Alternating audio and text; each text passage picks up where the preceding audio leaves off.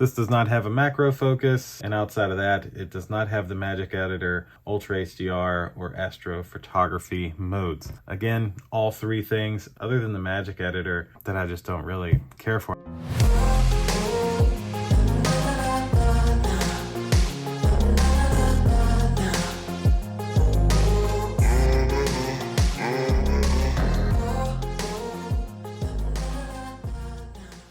It's here. So after 2.5 years with my Google Pixel 6 Pro, it's finally bit the dust. If I can get a clip here, I'll pop it up right here for you. But essentially, my Google Pixel 6 Pro's screen is just going out very, very glitchy. And well, unfortunately, we're about 6 months away from the Google Pixel 9, which means the Pixel 8 is 6 months old. So instead of buying a Pixel 8, I just somewhat downgraded to a Pixel 7a. It was kind of the best move. I'll have to explain a little later, but considering I didn't want to get a Pixel 8 and this was on sale for $350 on Google's website, since I'm a Google One subscriber, I think I saved an extra $50. I figured this was kind of the best bet. Spend $350, get a phone for 6 months, then I can trade this in for a Google Pixel 9 Pro XL, whatever they'll call it, when it comes out at the end of this year. So we're gonna go through the unboxing. It's Friday. I'm gonna live with this phone over the weekend and then let you know what I think of the Google Pixel 7a versus what I'm coming from, the flagship Google Pixel 6 Pro, which is a 2-year-old flagship at this point, but still their top of the line phone. So click like, click subscribe, indulge in your life at indulgeclothing.com for the merch, and let's check out the Google Pixel 7a. All right. The Google Pixel 7a unboxing. It just feels so small currently compared to what I'm used to. Google G on the top, Pixel 7a on the side, Google on this side. The bottom has all the numbers, and the back just has Team Pixel, Pixel 7a 5G sub 6, 6.1 inch, 128 gigabyte. And yeah, I mean, that's the box is definitely a cheaper quality box than the regular flagship. As I mentioned, I've never had a 7a or any of these. Even these tear tabs are not as, they're like just stickers that tear or something. I don't know, they don't seem the same. So, take the top off, and there she is. Oh man, look at that. Wow, at least I still have my fingerprint reader, and let's take that off. Beautiful, beautiful. So, I mean, coming from a Pixel 6 Pro, I mean, there's a bit of a difference there. Of course, you know, right now it's not going to do it. It'll act normal for me, but to me, it's the back and everything feels almost the same glossy back. I don't take many photos really anymore. Used to, I was a big photo person. Now basically everything I do is video, so that's not that big of a deal. There's not this titanium on the sides, but I don't really care about that. That all looks essentially the same. Same up here. But yeah, I mean, definitely a smaller form factor. It'll take a little getting used to only having a 6.1 inch screen, as I started on the original Galaxy Note as soon as it came out because I wanted a bigger screen. So this will be weird. So, let's power it on. There should be some charge in here. Let's see, is there any charge in here? No, I think it's actually got no charge from the, oh, there we go. So yeah, definitely a little different. It's gonna take a little getting used to, but it is what it is. Then we have an included USB-C to USB-C cable. Nice that they include that, but of course, no power brick. Granted, you do get a USB-A to USB-C adapter to like transfer. That's nice. And here's your little SIM tray tool. Nothing else in there. And what's in here? Anything good in here? That's it for that. Oh, it has a G logo there. No, just guides. So, I guess this is it. I'm moving over to the Google Pixel 7a. Had to make an unboxing, had to show this. Used to, I switched my phones every year, and to be 100% honest, they've just, the quality of the changes have not been enough for me to justify switching a phone every year, is really what it comes down to for me at the end of the day. So that's a look at the unboxing of the Google Pixel 7a. Today is Friday the 19th, as you can see. I'm gonna use this phone over the weekend and let you guys know what I think about it come early next week. Now, as you can see here, it is Tuesday, April 23rd. So I've been living with this Pixel 7 for Friday, Saturday, Sunday, Monday for essentially 5 days, and about another 4 hours here will be on 5 days because I had this set up by noon on Friday. Now, this is my Pixel 6 Pro here on the right. So this is what I came from. As you can see, there's like a crack there, and basically the whole screen glitches, but of course it's not doing that right now. Now, the first thing that I kind of noticed for me was the bezels. So if you look at the 7A in my left hand, you can see this black line here, which technically this black line is on this phone, but because the edges are curved, you don't really notice it as much. Now, both of these are on 100% brightness. You probably can't tell from this recorded view, but I can tell you this one is a lot brighter, just off the bat. Now, a few of the good things about the 7A is the screen here is a 6.1 inch screen versus a 6.7 on the Pros. Now, the Pros now use super accurate displays, which are 1344 by 2992 at 489 PPIs, versus this screen is just full HD plus, so 1080p by 2400 with 429 PPI. Now, the aspect ratio exactly the same as the newer 8 Pro. This one just has a high bright mode, so it doesn't have quite the 1600 nits of HDR or the 2400 nits peak brightness of the newer version, but that's not really that big of a deal. For the most part, in terms of the screen, it's been perfectly fine. This is only a 90 hertz display versus the 1 to 120 hertz in the Pros, but I have not really noticed any difference with that. Now, this does have wireless charging here on the back. Fast charging says it can get 72 hours with extreme battery save mode. The 7A has a 4,385 milliamp hour battery. Now, how has my battery life been? Well, it's 8:59 a.m. I've been up for about right at 3 hours on this point, and I'm at 89%. I can say I don't think I've seen this phone go below 50% on a normal day's usage for me over this past Friday, Saturday, or I guess Friday doesn't really count. Over this Saturday, Sunday, and Monday, did not see this phone get below 50%, and I used it exactly as I always would. Now, one of the things missing here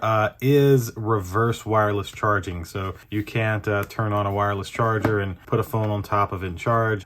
It's not an option on this cheaper phone. Now, the model I selected was the 128 gigabyte. I don't really do a lot of photo taking and stuff with this phone, so the storage was not that important to me. Now, this one does have 8 gigabytes of LPDDR5 RAM versus the phone I had before, as well as the new Pixel 8 Pros, all have 12 gigabytes of LPDDR5 RAM, and the 8s actually have LPDDR5X. So just a little bit improvement on the 8 versus the 6, but I feel like I do notice some of that lag. Personally, I felt like, let me see if I can show you here. So like, as you can see, everything is off, and let's just go into Google Home here.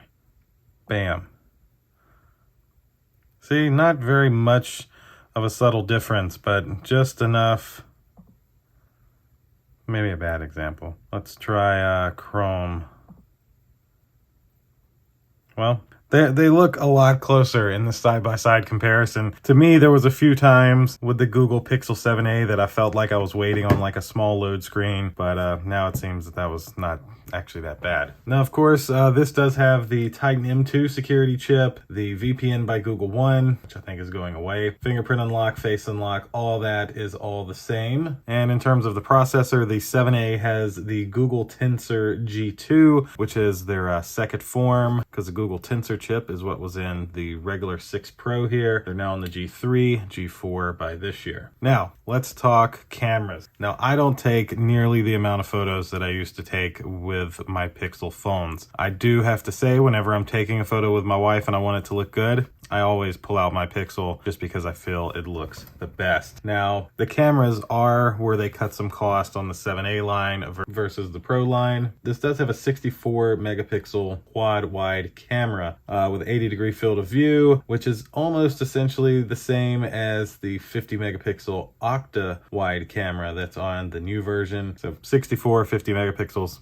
even I can't even really see it. Now, Pro versions do have a second camera lens, which is a 48 megapixel ultra wide compared to this only has a 13 megapixel ultra wide. So that's a slight difference. And then there's no telephoto camera at all on the 7A, which of course the Pixel 8 Pros have a 48 megapixel quad telephoto camera. My old 6 Pro had a 48 megapixel as well. And in terms of the front-facing camera, it's actually a slight upgrade from what I had before, 13 megapixels instead of 11.1. The new Pixel 8 Pro actually has a 10.5 megapixel dual selfie camera. This one just has one with a 95-degree ultra-wide field of view, which just matches everything else on the other options here. Now, there is a few software locked features that this camera just does not have, which is like Best Take, the Audio Magic Eraser, Video Boost, Night Sight Video, which I can say out of all of those options, Night Sight was the only one that I ever rarely used. This does not have a macro focus, and outside of that, it does not have the Magic Editor, Ultra HDR, or astrophotography modes. Again, all three things other than the Magic Editor that I just don't really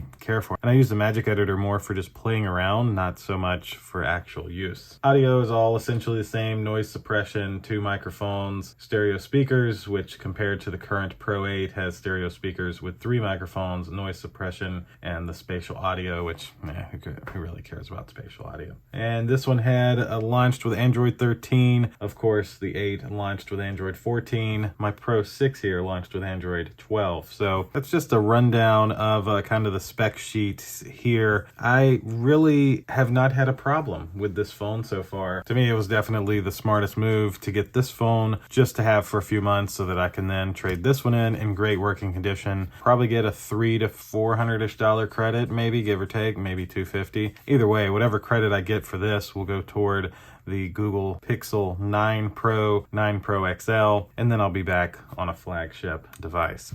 So, would I recommend you to get the Google Pixel 7a? Abso-freaking-lutely. From my point of view, I don't think I will notice any of these missing features other than maybe the Magic Eraser, the like one time that there's some kind of item that I want to delete from a photo, and maybe the Night Sight. Occasionally I tried to take a photo at night and I would use Night Sight. I think I'll live for 6 months without those features. In the end, the screen is great. I've made phone calls on this thing daily. Phenomenal. Everything was nice and easy to switch over from my old phone to my new one. That's why the screens and background and everything are completely identical, because all that was saved on my Google account, and I was literally able to click a button and get all of my apps, all of my passwords, everything back within minutes. Now, I don't think that this phone is for the power users. So to me, somebody who really relies on their phone and uses it for absolutely everything, I think for like the tech person who's working the 9 to 5 and who's constantly using his phone for things, he might could benefit from the slightly more powerful, slightly bigger battery, slightly newer processor of a Google Pixel 8 Pro versus going with something like the 7a. But to me, if you're buying this phone for basically anyone in college or younger, I would say a Google Pixel 7a or the 8a that'll probably be coming out here in a month is a phenomenal choice. It's going to have all the great features and all the great quality of every Google Pixel device with a few little things cut out to save some money in the long run. You're not really going to notice the performance differences unless you're like a real tech person like me, where I feel like when I open something it's just a smidge slower than it was before. But of course, that's the difference in the processors and the memory and all that kind of stuff that the Pro has that this 7a does not have. But as I just mentioned, for anybody who is looking for a phone and they're maybe still in college and they don't want to spend all this money on a flagship phone and they're an Android user, I would highly recommend the Google Pixel 7a almost over anything. If you're looking for a flagship, I'd definitely say go with the 8 or the 8 Pro, but essentially there's not a more budget-friendly, great operating phone than the Google Pixel 7a. And to add here, I think most people would not even catch the small things that I've caught. It's only because I'm coming from a 6 Pro to a 7a that I actually even notice these things. I think other people would just use it and be like, this phone's great. What are you talking about? Because it's snappy, it's fast, it's got a great camera, and it's able to do and should be compatible with with everything that you're trying to use. So of course, like I do in all my videos, I will have a link down below to buy a Google Pixel 7a directly off of Amazon site if you would like a Google Pixel 7a for yourself. I think that'll do it for this video. Click like, click subscribe, indulge in your life at indulgeclothing.com for the merch, and we'll see you in the next one. Deuces.